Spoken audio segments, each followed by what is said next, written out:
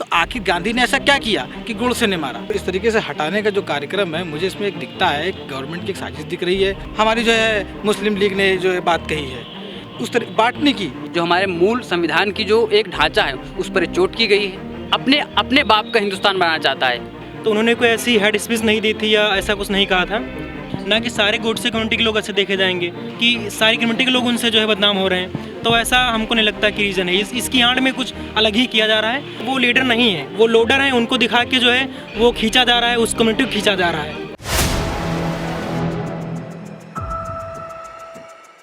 देश में इन दिनों एक बार फिर से सियासी माहौल गर्म हो गया है, क्योंकि कई जगह पर कई इतिहास की किताबों से 12th तक की सारी बुक से मुग़ल चैप्टर्स पहले हटाया जाता है और अब एनसीईआरटी से महात्मा गांधी, जो कि एक बापू के रूप में हम लोगों के देश में जाने जाते हैं, अब उनका जिक्र हटा दिया गया है और साथ ही साथ गोडसे का भी जिक्र हटा दिया गया है।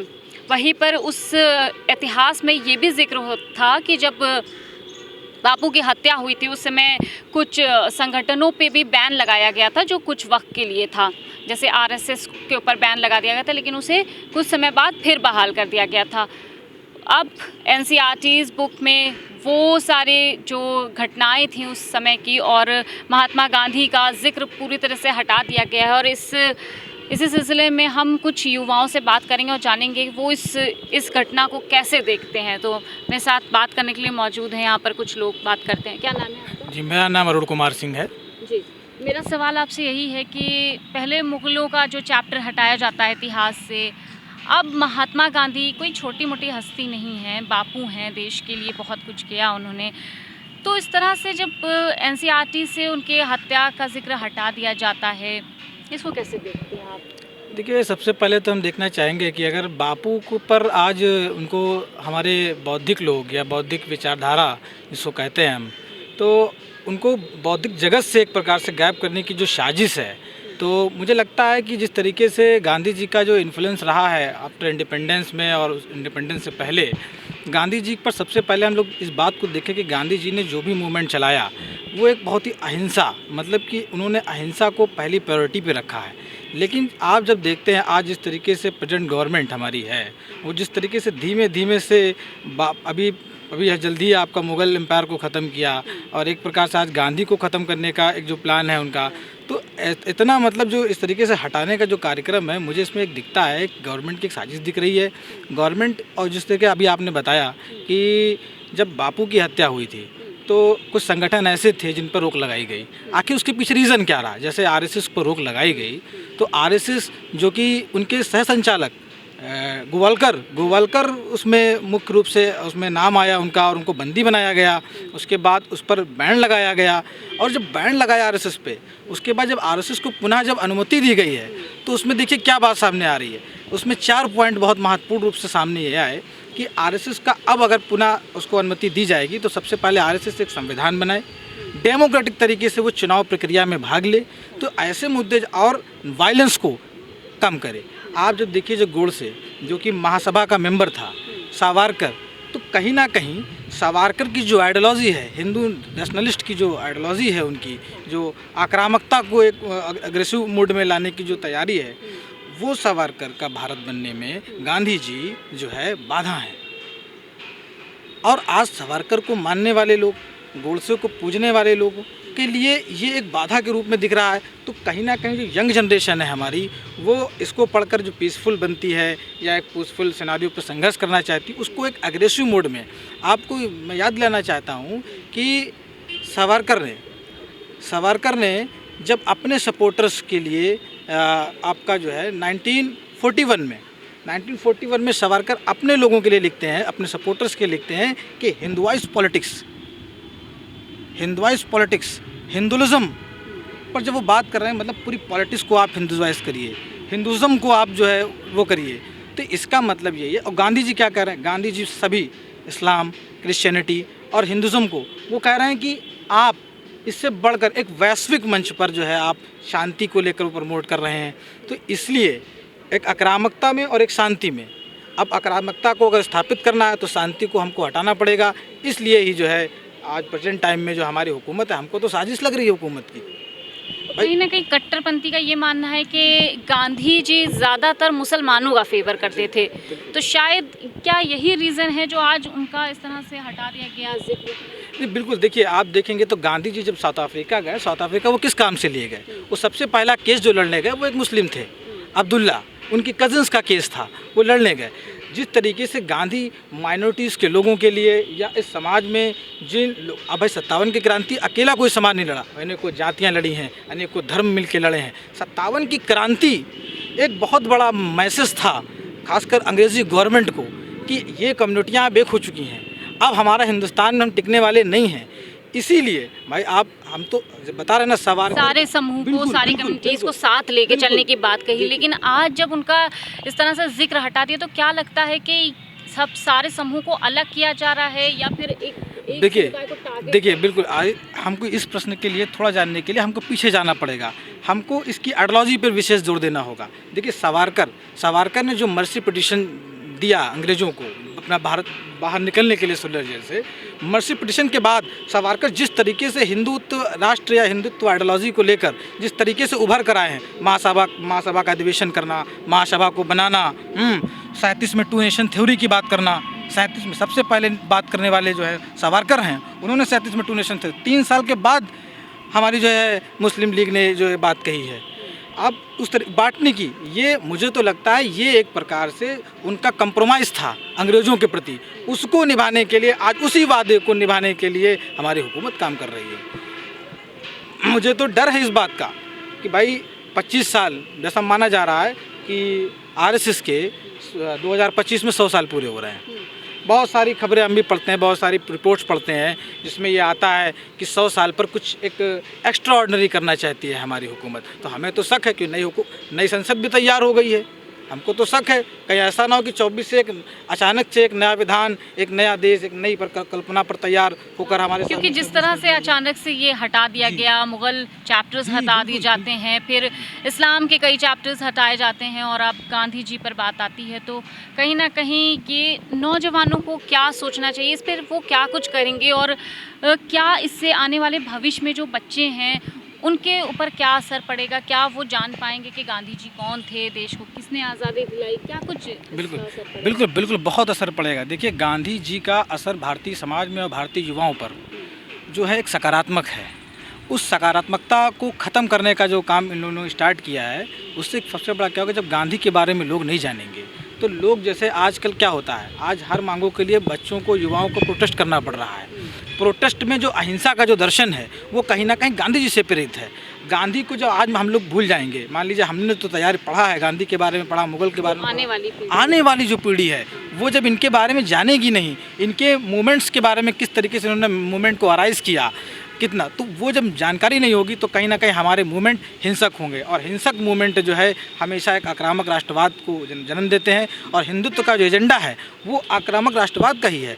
आप बताइए, गोडसे ने जब गांधी को मारा तो आखिर गांधी ने ऐसा क्या किया कि गोडसे ने मारा? भाई गांधी ने तो कोई स्पीच नहीं दी जो हिंदुज़म के खिलाफ है। तो इसका मतलब साफ साफ ये कि इनका हिंदुत्व एजेंडा दूसरा है, इनका हिंदुज़म पीस का नहीं है, इनका हिंदुज़म समरसता का नहीं है, इनका हिंदुज़म समानता का नहीं है। गांधी जी ने जो हिरार्ची है हमारी, जो एक डिवीज़न था हमारी हिंदू सोसाइटी में, जो ब्राह्मण, क्षत्रिय, वैश्य, शूद्र, गांधी ने इस कॉन्सेप्ट को बदलने के लिए वर्टिकल ना करके हॉरिजॉन्टल का फॉर्म अपनाया कि ब्राह्मण, क्षत्रिय, वैश्य, शूद्र बराबरी पे हम लाएं, ना कि वर्टिकली में। अब देखिए, ये हिंदुज़म में एक प्रकार से इविल्स है, जो वर्ण व्यवस्था आज के सोसाइटी में वो इविल्स है, उसको हटाने की बात जब गांधी करते हैं तो ये जो कंजर्वेटिव थॉट्स के हिंदुत्व लोग हैं इनको बुरा लगता है। और यही कारण कि भाई ये आप क्यों बदलाव कर रहे हैं, मतलब गांधी जी अगर कुछ बुराइयों को दूर करने की बात कर रहे हैं तो ये उनको बुरा लग रहा है, इसलिए गांधी जी को जो है उन्होंने जो है उस पर पार्टी को, उस महापुरुष को खत्म करने का काम। तो क्या लगता है इसका नुकसान कहीं ना कहीं आने वाली पीढ़ी के ऊपर पड़ेगा? क्योंकि जब गांधी जी का जिक्र हट जाता है तो अब एकदम से अचानक से वो किसी नोट पे, रुपीज़ पे, वहाँ से तो गांधी जी नहीं हटे ना, तो फिर कितनी कुछ क्या मतलब समस्याएं आएंगी? देखिए, गांधी प्रेजेंट टाइम में एक विचार है। गांधी को ख़त्म करना मतलब, गांधी की लेखनी को ख़त्म करना मतलब विचार है। प्रेजेंट टाइम में हम कह सकते हैं, जैसे ज्योतिबा फुले ने कहा, एक विशेष उस वर्ग को, जिस वर्ग ने लेखनी में कहा कि जैसे ब्राह्मणवाद व्यवस्था पर उन्होंने चोट करते हुए लिखा कि जो है कि वो कलम कसाई हैं, उन्होंने कहा था। तो मैं जैसे कहूँगा आज के टाइम पे जिस तरीके से आरएसएस काम कर रही है एकेडमिक फील्डों के अंदर उन पत्रों में, कि वो एक प्रकार से आज के दौर की कलम कसाई बन गई है। वो ऐसे महापुरुषों की लेखनी से गायब कर रही है। अब जब उनके कंटेंट गायब हो जाएंगे, जब उनके लेखनियों को ख़त्म किया जाएगा, अकादमी को पढ़ाया नहीं जाएगा, बच्चों विचार संगोष्ठी नहीं होंगी, तो ये आने वाली समय पे जो जनरेशन है, यंग जनरेशन है, जो स्टूडेंट है, वो इनके बारे में कोई परवाह ही नहीं करेंगे, ना इनके बारे में जानेंगे। जब जानेंगे नहीं तो वो समझ नहीं पाएंगे कि भारत कैसा रहा, भारत को संघर्ष कैसे मिला, ये कहाँ से कहाँ भारत आज पहुँचा है। बहुत अच्छी बात आपने बताई। और भी आइए, आप क्या नाम है आपका? आ जाइए। मेरा नाम प्रेम कुमार यादव है। प्रेम कुमार, बैठ जाइए। यही मेरा सवाल है, जो इस तरह से एनसीईआरटी में बदलाव किए गए हैं, गांधी जी को कि उनके हत्या का चैप्टर हटा दिया गया, तो इसको कैसे देखते हैं? क्या देखिए, सबसे पहले आपका बहुत बहुत धन्यवाद यहाँ पर हम लोग के विचार मतलब साझा करने के लिए, क्योंकि आप लोग एक यूथ हैं, स्टूडेंट्स हैं, बिल्कुल बिल्कुल तो आपके विचार जानना बहुत ज़रूरी है। बिल्कुल। मुख्य धारा की मीडिया तो आप आएगी नहीं, तो आप में इसलिए बहुत बहुत धन्यवाद आपका। सबसे पहली बात यह है कि जो चैप्टर्स हटाए गए हैं या कुछ ऐसी गतिविधियाँ हुई हैं जो प्राचीन काल में, जो पुराने समय में जो चीज़ें घटित हुई हैं, उनको छुपाने का काम किया रहा है। इतिहास को आज की जो सत्ता है, सत्ताधीश लोग हैं, वो वर्तमान समय के अनुसार लिखना चाहते हैं। इतिहास एक दिन में लिखा नहीं जाता है। इतिहास तो पुरानी जो सामाजिक, आर्थिक, राजनीतिक की जो स्थितियाँ थी, उन पर जो घटी हुई घटनाएँ हैं, उनका एक प्रबंध, एक मतलब लिखा हुआ एक दस्तावेज होता है। ये उनमें से आरएसएस या आरएसएस को उद्देश्यों को पूरा करने वाली जो भी चीज़ें हैं, उनको हटाने की कोशिश कर रहे हैं, जिससे आरएसएस एक ऐसा समूह बन जाए जिससे लगे कि हिंदुत्व का एक सूर्य है। सारे हिंदुत्व के जो लोग हैं उनको लगे कि हमारा जो करता धरता है, सर्वे सर्वा यही है, मेरा कल्याण यही कर सकता है। लेकिन गांधी जी भी तो हिंदू थे ना, वो भी तो करते थे सब कुछ, हिंदुओं के लिए भी, सबके लिए, समान वर्ग के लिए करते थे। इस तरह से हटा देना, तो देखिए, गांधी जी का एजेंडा ये नहीं था कि हिंदू आगे बढ़े और दूसरे अन्य जो जाति धर्म के लोग हैं उनका नुकसान हो या उनका पतन हो। उनका मानना था जीवन सभी प्राणी हैं, सभी प्राणियों का कल्याण हो। उनका ये मतलब नहीं था। इसीलिए सरदार पटेल साहब, जो हमारे उप प्रधानमंत्री थे गांधी जी की हत्या के टाइम पर, उन्होंने 27 फरवरी को 1948 को उन्होंने पत्र लिखा था। प्रधानमंत्री वर्तमान के उसमें जवाहरलाल नेहरू जी थे। उनको कहा था कि ये जो है हिंदुत्व को ऐसा बढ़ावा दे रहा है कि मुस्लिम और भी अन्य जातियां हैं, अन्य जो धर्म लोग हैं, उनको ये पतन करने के लिए अग्रसर है। ये इसलिए इसको प्रतिबंधित करना चाहिए और इसको जो है वर्तमान प्रदेश में अभी इसका कोई यूज नहीं हो पा रहा है। तो इस तरह से उन्होंने देखा था। और अगर मान लेते हैं कि व्यवस्था स्थापित हो जाती है तो हिंदू राष्ट्र बन जाएगा। मान लेते हैं, कल्पना करके देख लेते हैं कि बन जाता है ये, अगर होगा फिर क्या? इससे वो जाति, वो धर्म के लोग जिन्होंने देश की एकता और अखंडता में मेहनत करी है, उनके सपनों पर पानी फिर जाएगा, उनके कर्तव्यों को कोई मोल नहीं रह जाएगा। देश की जो एकता, अखंडता, जो हमारे मूल संविधान की जो एक ढांचा है, उस पर चोट की गई है। इस तरह से संविधान खतरे में है हम लोगों का। संविधान खतरे में है। और इसका कितना असर युवाओं पे पड़ेगा? क्योंकि आने वाली पीढ़ी जब ये इस तरह के चैप्टर्स नहीं पढ़ेगी तो क्या कुछ उनका नुकसान होगा? उनका नुकसान ये होगा कि उनको जो एकता में अनेकता में एकता जो बताई गई है, उनको ऐसा नहीं लगेगा। उनको लगेगा कि ये देश एक ही था, उनमें हिंदू, मुस्लिम और जो अन्य जो जाति धर्म के लोग, उनका योग नहीं दिखेगा। जबकि इस देश को स्वतंत्र कराने में बहुत सारे लोगों का खून पसीना जो है जला है। इसीलिए राहत साहब ने कहा था कि सभी का खून है शामिल यहाँ की मिट्टी में, किसी के बाप का हिंदुस्तान थोड़ी है। ये आरएसएस हिंदुस्तान अपने बाप का हिंदुस्तान बनाना चाहता है, तो ऐसा तो होना पॉसिबल नहीं है और होना भी नहीं चाहिए। सबसे पहले तो हम यही कहना चाहेंगे कि जो सच्चाई है वो छुपने से छुपेगी नहीं। लोग, चोर जो हैं, कितनी भी कोशिश कर लें, लेकिन सच्चाई जो है वो नहीं छुपेगी। और अगर पहली बात तो जैसे अरुण भाई जी ने कहा कि गांधी जी को मारने का रीज़न क्या था, क्यों मारा गया, और वो भी एक जो है हिंदू संगठन मतलब की तरफ से एक उसी के कार्यकर्ता ने जो है उनको गोली मारी। तो उन्होंने कोई ऐसी हेड स्पीच नहीं दी थी या ऐसा कुछ नहीं कहा था। तो हमारा कहने का मतलब है कि अब जैसे ये जिक्र इनसे हटा दिया गया है, तो कहीं ना कहीं ये वही कोशिश की जा रही है, इतिहास को जो है मोड़ के जो है पेश की जाने की कोशिश की जा रही है। और ये कहीं ना कहीं आने वाले फ्यूचर जनरेशन पे जो है एक क्वेश्चन टाइप में ही बन जाएगा। अब जैसे हम तो मतलब एक अपना विचार व्यक्त करते हैं कि आखिर क्यों हटाया गया, कोई ना कोई तो दिक्कत होगी इसमें। और अगर एक हिसाब से कहा जाए कि सिर्फ वो ब्राह्मणवादी या कुछ भी ऐसा एक उस पर विचार जा रहा है कि उन्होंने किया, इन्होंने किया, तो एक देखो हिंदुस्तान में इतनी कम्युनिटीज हैं, इतनी जातियाँ हैं, किसी एक व्यक्ति के किए जाने से सारी कम्युनिटी नहीं ख़राब हो जाती हैं। जैसे कि अभी राहुल गांधी जी को डिस्क्वालीफाई किया गया है उससे सांसदी से, तो उन्होंने नीरव मोदी जी के बारे में कहा था, ना कि नरेंद्र मोदी जी के बारे में कहा था। तो इसी तरीके से मोदी सरनेम जो है, तो सारे मोदी ऐसा नहीं होते, उन्होंने ये बात कही थी, लेकिन फिर भी उनके साथ ये किया गया। तो कहने का मतलब है कि सच्चाई नहीं छुप सकती है। अब अगर वो कहा जाए कि उन्होंने उनका हटाने का जो रीज़न था गोडसे, अगर नाथूराम गोडसे ने मारा था महात्मा गांधी जी को, तो नाथूराम गोडसे का ही नाम तो मतलब आएगा सुर्खियों में, और वही तो एक उसके हिसाब से देखे जाएंगे, ना कि सारे गोडसे कम्युनिटी के लोग अच्छे देखे जाएंगे। तो फिर हमारे हिसाब से तो ये खैर नहीं होना चाहिए था। अब जो इस तरह का कदम उठा लिया है, तो कहीं ना कहीं इससे भविष्य पे उनके जो आने वाले स्टूडेंट्स हैं, बच्चे हैं, उनके भविष्य पे कैसा असर पड़ेगा? असर ये पड़ेगा कि अब जैसे एक क्वेश्चन मार्क लग जाएगा कि आखिर मतलब वो हुआ क्यों था, और जिस तरीके से उसके बाद में आरएसएस पे बैन लगा था, तो कोई ना कोई तो उसके पीछे रीज़न था जो बैन लगा था, और उसके बाद में जो बैन हटा दिया गया। खैर अब जो प्रेजेंट टाइम की बात बताई जा रही है कि वो जैसे आपने क्वेश्चन किया कि फ्यूचर पे क्या इफेक्ट पड़ेगा, ये इफेक्ट पड़ेगा इसका, क्योंकि एक क्वेश्चन मार्क लोगों के उसमें रहेगा ही। और ये चाहते हैं कि अभी भी सवाल इस पर होती है, काफ़ी देखा होगा कि जो मीडिया में बहस होती है, तो ये कंटिन्यू जारी ना रहे, बार बार नाम ना उछले, इसलिए जो है लोग ऐसी कोशिश कर रहे हैं, लेकिन ऐसा होगा नहीं, ये निरंतर जो है जारी। मेन रीज़न क्या है कि गांधी जी का नाम हटा रहे, क्या वजह है? अब हमको तो मतलब इसके पीछे रीज़न यही लगता है कि मतलब ये चाहते हैं कि ये टॉपिक ही ख़त्म किया जाए यहाँ पे, ऐसा कोई मतलब कुछ आए ही ना कि जो है इन्होंने ही मतलब वो किया था। हालांकि उनका जो हटाने का एक रीज़न ये दिया जा रहा है कि सारी कम्युनिटी के लोग उनसे जो है बदनाम हो रहे हैं, तो ऐसा हमको नहीं लगता कि रीज़न है। इसकी आड़ में कुछ अलग ही किया जा रहा है कि वो तो संविधान जो बदलने वाले लोग हैं, क्योंकि बन गया, और हम तो जो संविधान उस समय लिखा गया था जिसके लिए मूवमेंट चले थे इतने, हम तो उसी के अकॉर्डिंग चल रहे हैं। और बात अगर हिंदू मुस्लिम की आए, तो प्रियम्बल में भी कहा गया है कि मतलब धर्मनिरपेक्ष देश है हमारा, किसी एक कम्युनिटी को बढ़ावा देके आप इस देश में रह नहीं सकते हैं, चाहे राजा हो चाहे प्रजा हो, कोई भी। मतलब आप ये कहना चाह रहे हैं कि इस वक्त हिंदुओं को ज़्यादा बढ़ावा दिया जा रहा है? जी, बढ़ावा दिया जा रहा है। ये कहीं ना कहीं जो मतलब एक नशा टाइप में घोला जा रहा है कि हिंदू राष्ट्र हिंदू राष्ट्र हिंदू राष्ट्र, ऐसा कुछ नहीं।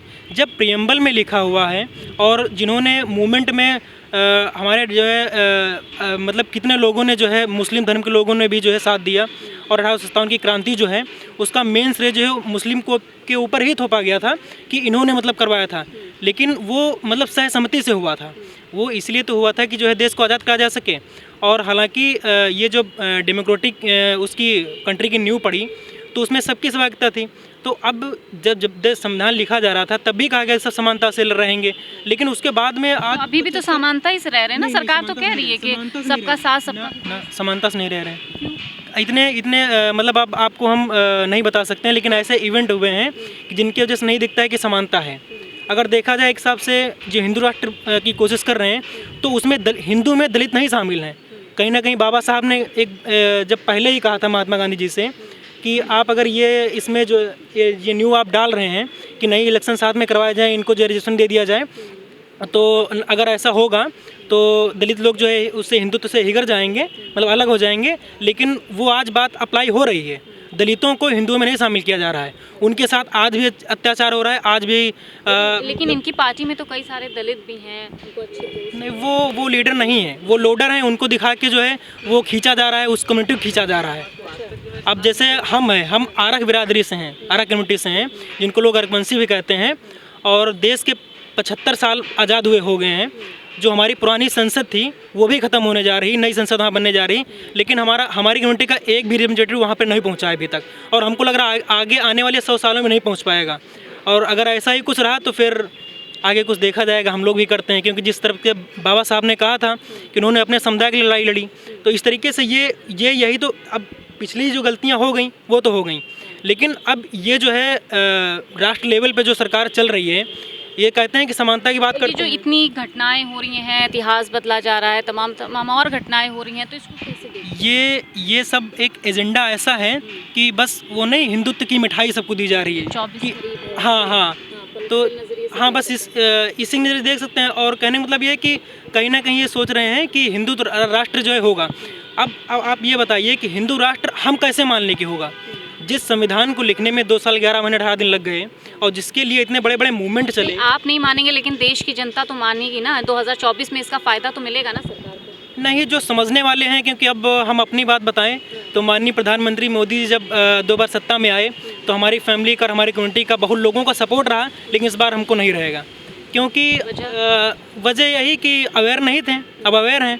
इसी तरीके से मतलब वही है कि बुराइयां कब तक चलेंगी, और बुराई पे हमेशा अच्छाई की जीत हुई है। ये तो एजेंडे हैं। खैर, बहुत अच्छी बात कही कि हमेशा बुराई पर अच्छाई की जीत होती है, और 2024 में अगर इसी तरह ये सब चीज़ें चलती रहीं तो अब देश की जनता जागरूक हो चुकी है और अपने वोटों से कहीं ना कहीं, अपने वोट से इस मौजूदा सरकार को जवाब देगी। कैमरा पर्सन सत्यनारायण के साथ मैं हयात अब्बास, 4PM न्यूज़ नेटवर्क।